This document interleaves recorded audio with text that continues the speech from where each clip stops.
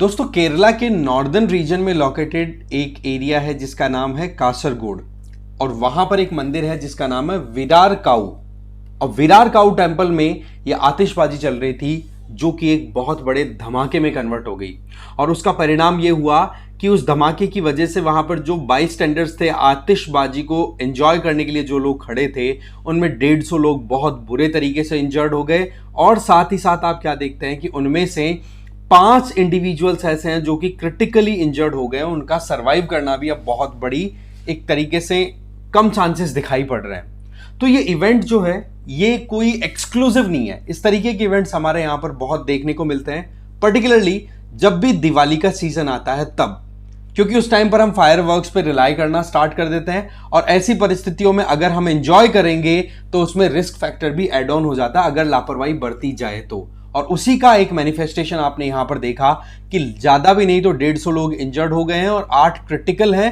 और आप देख सकते हैं हालत बहुत ज्यादा खराब है। उन लोगों को कासरगोड, कन्नूर और मंगलुरु वाले एरिया में जो भी बड़े बड़े हॉस्पिटल्स हैं वहां पर शिफ्ट किया गया है जिससे कि उनको टाइमली ट्रीटमेंट दिया जा सके। अब सवाल यह आता है कि यहां पर हो क्या रहा था जिसके चलते ये ब्लास्ट हुआ। देखो ये जो मंदिर है जिसकी हमने बात की, विरार काऊ टेम्पल, ये बेसिकली वहीं पर कासरगोड में नीलेश्वर एरिया है ना, नीलेश्वर रीजन है, वहां पर एक ये फेस्टिवल ऑर्गेनाइज होता है, लगभग अक्टूबर एंड के टाइम पे आता है। और ये जो महीना अभी हम कंसिडर कर रहे हैं वो मलयालम कैलेंडर के अकॉर्डिंग थुलम इसको बोला जाता है। क्या बोलते हैं हम? थुलम।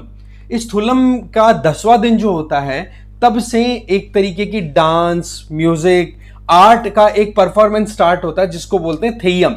और उसी थेयम के अंदर मुलाम कुजी चामुंडी थेयम फेस्टिवल जो था वो ऑर्गेनाइज हो रखा था इस विरार काऊ टेम्पल में। अब वहां पर जब इतनी भीड़ इकट्ठी हुई तो वहां पर आतिशबाजी का भी एक प्रयोजन था क्योंकि दिवाली का टाइम भी आ रहा है और ये सीजन अब कहीं ना कहीं सेलिब्रेशन का स्टार्ट हो रहा है थ्रू आउट इंडिया। आपने सुना होगा कि जैसे सावे हैं, शादियों का जो माहौल है वो भी अब स्टार्ट हो रहा है और वो चलेगा कब तक? अगेन आप आगे तक ले लो, मई जून तक चलने वाला है। ठीक है, अब यहां पर हम अगर मलयालम कैलेंडर की बात करें तो एक तो थुलम वाला मंथ जो अक्टूबर में रिलाई करता है तब से तो ये सेलिब्रेशन स्टार्ट हो जाते हैं जिनको थेयम बोला जाता है, जहां पर म्यूजिक, आर्ट, डांस इनका एक कॉम्बिनेशन होता है। और वो कब तक चलता है? आपके इसी मलयालम कैलेंडर के अकॉर्डिंग एक और मंथ आता है जिसका नाम है एडावम, ठीक है, जो कि नॉर्मली हमारे मई जून मंथ के साथ कोइंसाइड करता है। अब ये जो सेलिब्रेशन टाइम है उसी के तहत ये एक मूलामुखी चामुंडी थेयम फेस्टिवल जो है वो इस टाइम पे सेलिब्रेट हो रहा था। और इस टाइम पे जब आतिशबाजी स्टार्ट हुई तो उसका नतीजा क्या हुआ वो आपने अच्छे से वीडियो में देख लिया, कैसे एक बहुत बड़े एक्सप्लोसिव या बहुत बड़े ब्लास्ट में कन्वर्ट हो गया जिसके चलते लोग अपनी जिंदगी और मौत के बीच में अभी जूझ रहे हैं। तो ये हमें ध्यान रख लेना है। ये फेस्टिवल बेसिकली जैसे नाम से पता पड़ रहा है ना कि चामुंडी थेयम की बात हो रही है। चामुंडी का मतलब हो गया चामुंडा माता, इसका मतलब जो दुर्गा देवी है, दुर्गा माता है, उन्हीं का एक इनकारनेशन है चामुंडा देवी। तो उन्हीं का एक वेरिएंट यहां पर सेलिब्रेट किया जाता है केरला के नॉर्दर्न रीजन में, जिसको हम यहां पर कासरगोड रीजन के नाम से जान रहे हैं। तो यहां पर सवाल यह आता है कि एक तो ये इतना फायरवर्क्स में ब्लास्ट इतना ज्यादा क्यों होता है? देखो इसके पीछे कारण है, एक तो गन पाउडर यूज होता है, कुछ केमिकल्स यूज होता है।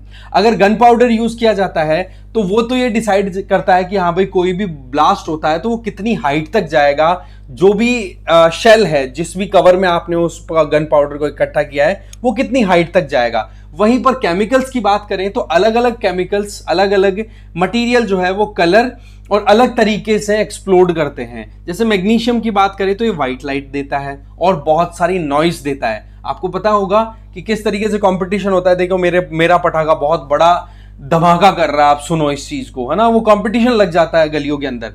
तो वो मैग्नीशियम की क्वांटिटी पर डिपेंड करता है। इसी के अलावा एक सोडियम क्लोरेट नाम से केमिकल और यूज होता है, उसको अगर ज्यादा हीट या प्रेशर की कंडीशन में रख दिया जाए तो बहुत ही खतरनाक पावरफुल एक्सप्लोजन देता है। इसके अलावा पोटेशियम नाइट्रेट भी यूज होता है। जब ये एक ऑक्सीडाइजिंग एजेंट है, इसका मतलब ऑक्सीजन के साथ में रिएक्ट कर ले या कोई भी ऑर्गेनिक कंपाउंड के साथ में अगर रिएक्ट करे तो एक्सप्लोड करता है, धमाका करता है। इसके अलावा टाइटेनियम भी यूज होता है। जब इसको यूज करते हैं तो इसमें आप क्या देखेंगे? कि पाउडर के फॉर्म में ये यूज होता है तो सिल्वर कलर का इसमें स्पार्क निकल के आता है। इसी तरीके से जिंक यूज करते हैं तो ब्लूइश व्हाइटिश मेटल होता है ये, और ये स्मोक निकलती है वो जिंक की वजह से निकलती है।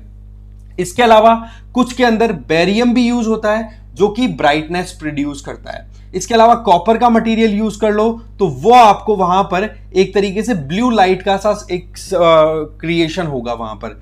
तो ये कहीं ना कहीं ब्लास्ट की साउंड, एक्सप्लोजन की एक तरीके से एरिया, कितना बड़ा ब्लास्ट हुआ है, उसका शेल है वो कितनी हाइट तक जा रहा है, उसमें से क्या कलर निकल रहे हैं, कितनी स्मोक निकल रही है, इन चीजों को डिसाइड करने के लिए आप क्या देखते हैं कि अलग अलग फायर वर्क्स में, अलग अलग पटाखों में ये अलग अलग कॉम्बिनेशन में chemicals and gun powders use होते हैं। बट पॉइंट क्या निकल के आता है कि इसकी वजह से लापरवाहियां जब भी होती है तो नुकसान भी बहुत होता है। जैसे यहां पर आप देख सकते हैं कि 2001 में 1 लाख पॉपुलेशन के ऊपर फायर वर्क की वजह से इंजरी का रेट आता था 0.81, जो कि 2011 में बढ़कर के 1.51 हो गया, और अब यह बढ़कर के 1 लाख के ऊपर 7 आ चुका है। इसका मतलब आप समझ गए ना कि कितना ज्यादा मल्टीप्लाई हो चुका है ये फायर क्रैकर्स की वजह से जो भी इंजरीज होती हैं, और वो भी पर्टिकुलरली दिवाली के टाइम पर। तो देखो, दिवाली पे हमें पटाखे फोड़ने चाहिए, इसमें सबकी अपनी अपनी चॉइस है।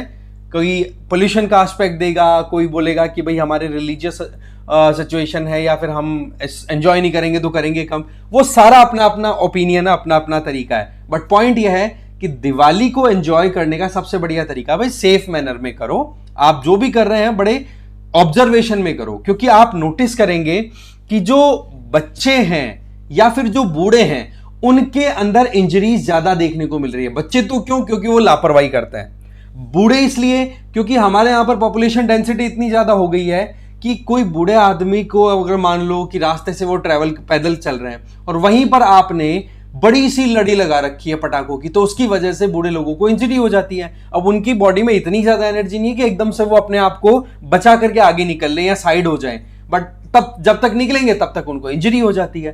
तो बच्चे और बूढ़े है ना, ये सबसे ज्यादा रिस्क पे हैं अगर हम फेस्टिवल को एक तरीके से बिना सोचे समझे सेलिब्रेट करते हैं। तो सिंपल सी बात है, दिवाली देखो हैप्पी तो है ही, होनी चाहिए, बट सेफ दिवाली भी होनी चाहिए। इस चीज को यहां से हमें इंश्योर करने की जरूरत है, क्योंकि ये तो चलो हादसा था इस तरीके से। अब एक साथ बहुत बड़े फायर क्रैकर्स को इकट्ठा रख लिया जाता है तो छोटा सा भी एक स्पार्क है ना, वो बड़े ब्लास्ट में कन्वर्ट कर देता है। कई बार आपने सुना होगा कि पटाखों की फैक्ट्री के अंदर आग भी लग जाती है। और सबसे बड़ी प्रॉब्लम तो क्या आती है कि हमारे देश में बिना किसी लाइसेंस के लोग फायर क्रैकर्स मैन्युफैक्चर करते हैं, और उसके बाद में जब एक बार आग लग जाती है तो वो पूरे एरिया को डैमेज कर देती है। इसका मैं एक और एग्जांपल आपको हाईलाइट करना चाहूंगा। पिछले साल मध्य प्रदेश वाले एरिया में भी इसी तरीके का एक बहुत बड़ा इंसिडेंट देखने को मिला था। बहुत गजब का धमाका हुआ, दूर दूर तक लोग हिल गए थे। बोला हमारे घर बोले 100-100, 200-200, 300-300 मीटर की डिस्टेंस पे है, वहां तक हमने वाइब्रेशन एक्सपीरियंस किया था। कुछ तो यूं बोल रहे थे आधा किलोमीटर डिस्टेंस तक जाकर के मटीरियल गिरा था रोड पर। तो ये चीजें हमें कहीं ना कहीं अलर्ट करने वाली हैं कि भाई इंडिविजुअल लेवल पर हमें रिस्पॉन्सिबली फायर क्रैकर्स को यूज करना है, या फिर अगर बच्चे अगर यूज करें तो बड़ों की मॉनिटरिंग के अंदर में, जिससे कि कहीं पर भी रिस्क फैक्टर उसको हम बिल्कुल मिनिमाइज कर दें। समझे? अब आपको मैं एक जाते जाते सवाल पूछना चाहूंगा। दिवाली का जो फेस्टिवल है ये विक्रम संवत के अकॉर्डिंग किस महीने में आता है? आप मुझे कमेंट करके बताएंगे, ठीक है? तो दिवाली तो देखो हैप्पी है, हैप्पी दिवाली होनी चाहिए, बट सेफ दिवाली भी जरूरी है।